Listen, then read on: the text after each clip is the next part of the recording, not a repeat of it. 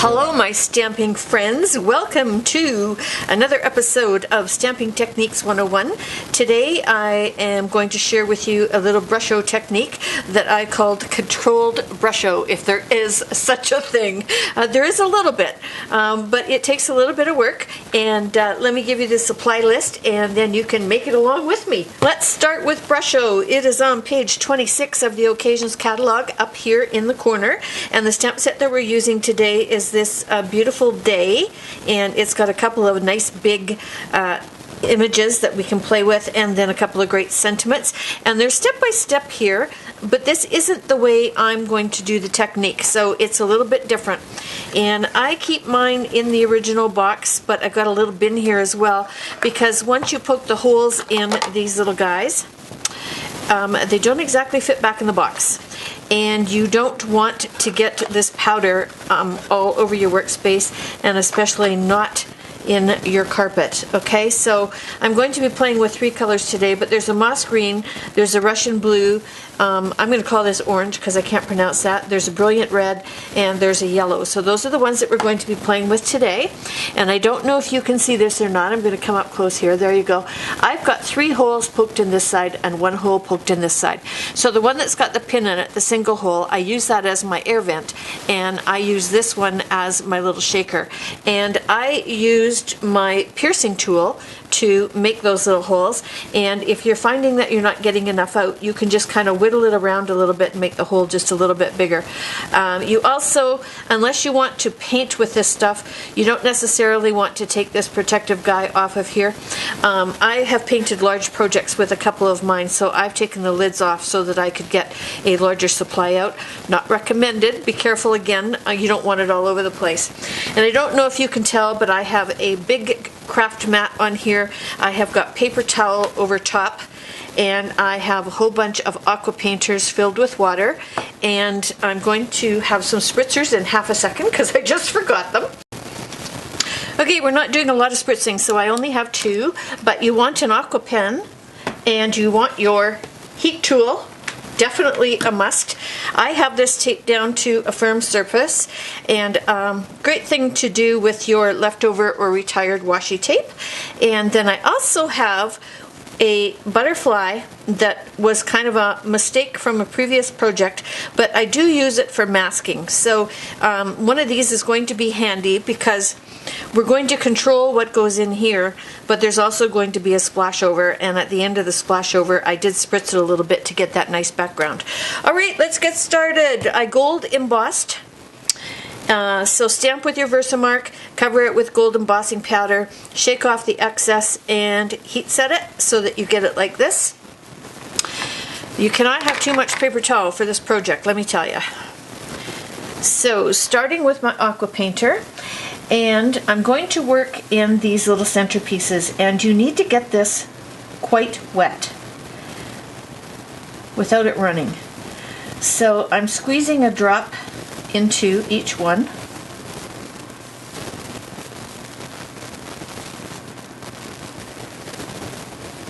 Okay, and if you get a little pile like I just had right there, wick it up. And I'm taking my yellow,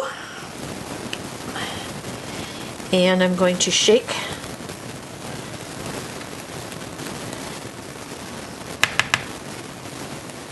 the yellow into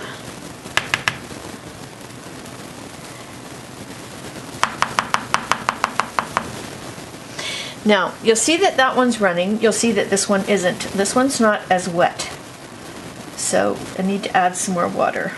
While I'm at it, I am going to wet this one down here, and this one as well. So you can get quite a hill of water going there, but you got to be really super careful.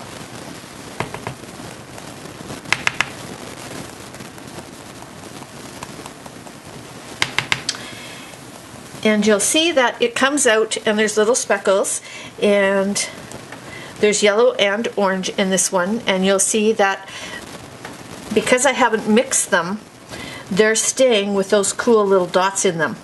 And I quite like that, so I decided to leave it that way. What you can do is move the water around a little bit with your aqua painter,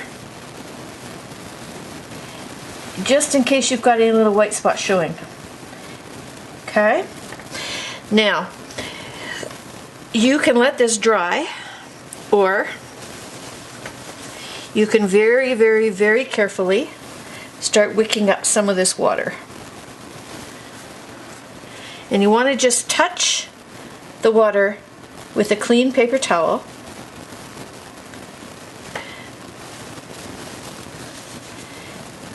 And it will wick up the extra. And then while it's still wet, you can add some more to it. And it's going to give you more of those little orange splotches. Don't do that.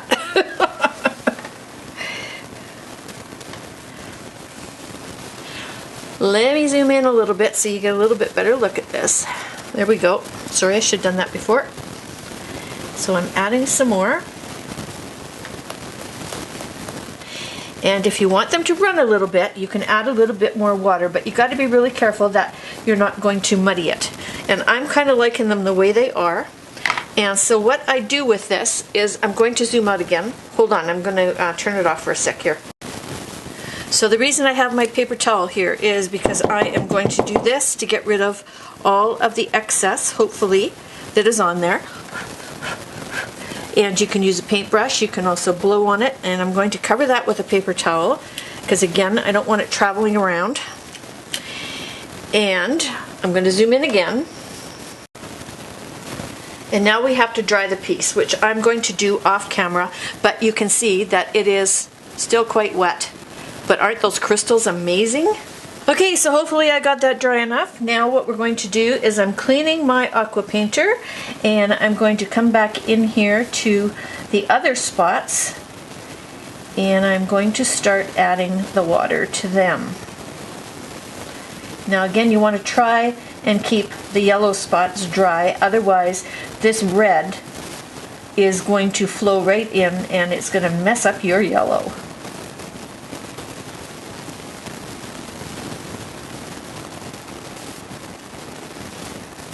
And you kind of have to do this all at the same time because otherwise you're going to have the crystals everywhere.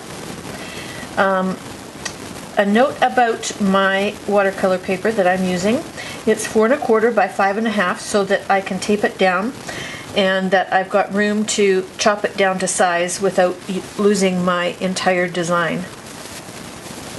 And then I don't have to worry about not getting my design all the way to the edge because I'm going to be trimming it anyway. There we go. Almost there. This part is the part to take your time at because where you get this wet is where you're going to control where the Brusho goes because the rest is dry, so you can just shake it off.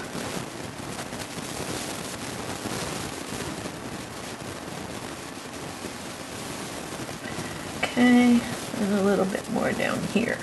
Alright, so this time we're going to use this pretty red. And again,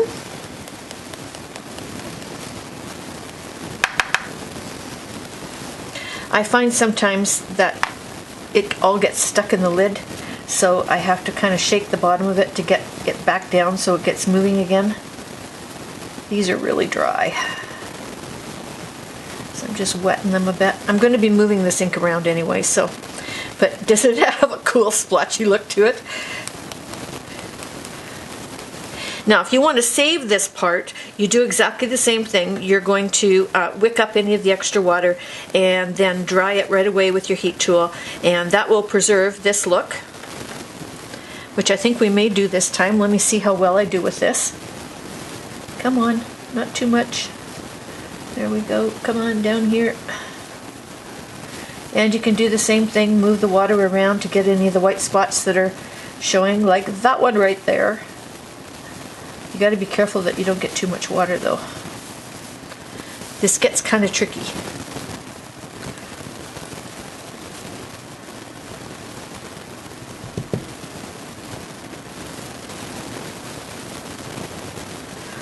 And this is one of the cool things about Brusho, is you just never really know what you're going to get until you're finished. And don't ever think that you can make the same thing twice. It ain't gonna happen. Isn't this cool? Wow. Wowzer. Okay, so if you want it a little bit more filled in, you can move it around like I'm doing. And the longer the water sits in it, the more it's going to break the crystals down. So you'll see that they're starting to disappear. And I'm okay with that. Okay, so what I'm going to do now, you can let this sit overnight too, and dry on its own. Of course, we're in a hurry because we're doing a video. So let's see how we do with the wicking up.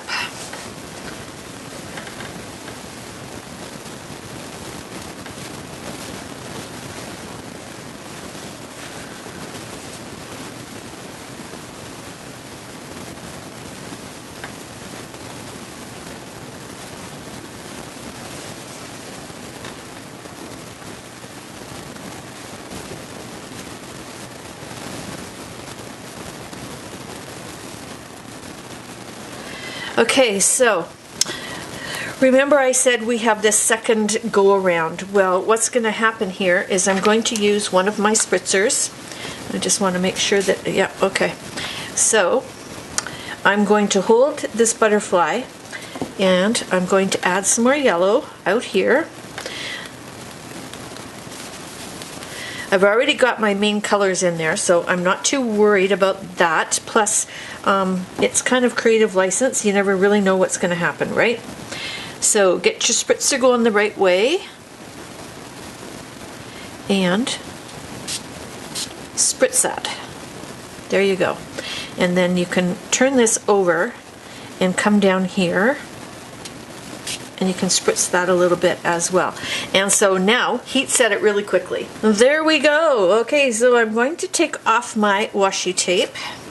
And I want to remind you to still be careful because there's still some dry Brusho on here. So again, turn it over, your little guy over. Give it a good wipe. I'm going to set that aside. And then I am going to look for a clean spot. And there is still some sitting on the surface of this that has not activated. And I don't want it to activate sometime later. So I'm going to rub it off. And if you find that you have little white spots, like I've got one here, just use your aqua painter and just touch them up. I'm not going to worry about that one because I figure I'm going to cut it off anyway. And the same with the bottom there. And if you get a spot that you think is just really, really, really too light, you can add some more to it. And here's another thing that you can do. I don't have anything. What am I going to do here? Okay, I'll use this. You can sprinkle some onto a plastic surface and just pick it up with your aqua painter and you can apply it right on. So you can actually paint with it too, which is another way of controlling it. There we go. All right, let me get this mess out of the way and we'll put the card together. Alrighty, so we need to trim this down. I'm going to start here, I think. Get the scoring tool out of the way. So I need 3 7/8.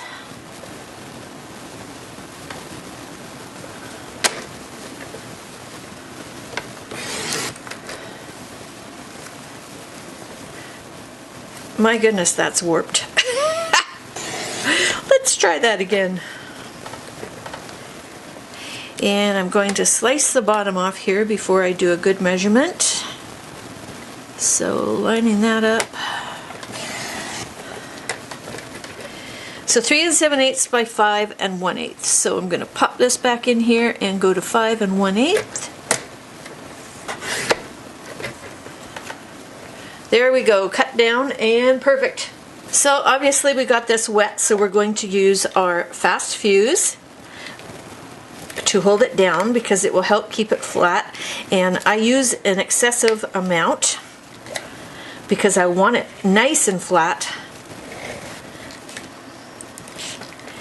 And I'm going to mount it to basic black 4x5 1/4. Got a nasty little edge going on here. There we go.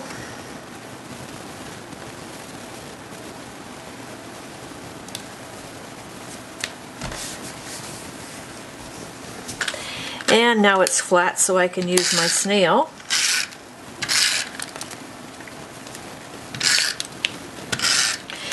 And I'm going to attach it to a thick Whisper White card base, 4 1/4 by 11. Look how dirty my fingers are. You're going to score and fold that at 5 1/2. Make sure your fingers are clean. Whoa! The lesser of the evils. Okay. And you're going to center this on the card front.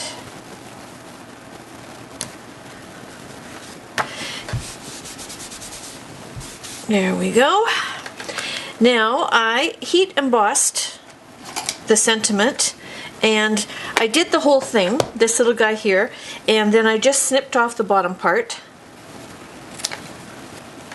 and then just gave a snip like this. So then I added some dimensionals to the back of it, and I went right to the left edge of the card because I wanted it kind of a little off, and there you go. So if you don't want to do 2 butterflies, here is a second option. You can emboss just 1 butterfly and do the same treatment, and then that way you're only worrying about keeping 1 clean at a time. You'll notice this one's orange. I used that one with a weird name, Cambogue, and it's orange and yellow mixed together. And I did the same thing. I covered it and then I spritzed what was left over. And because there's a bigger space up here, I kept the bottom part of the sentiment in when I did my heat embossing. So there you go. There's controlled Brusho. Well, as controlled as I think you're going to get it. I will go back and we'll do a couple more videos in the next couple of weeks. I have another one coming out, I think, next week. I'm hoping to get a video done for you. It's a beautiful flower. I decided to do a flower in the blues and yellows. So I've got that to show you next. And that's kind of the spritzing technique. So that's a different way of using the Brusho. Anyway, thanks so much for stopping in. Hope you enjoyed the technique and happy stamping. I hope you give it a try and load it to Pinterest so we can see what you're doing, or on my business Facebook page because you might win a prize. Stampingwithsandi.com on Facebook, and check out my weekly draw. I load it every Sunday.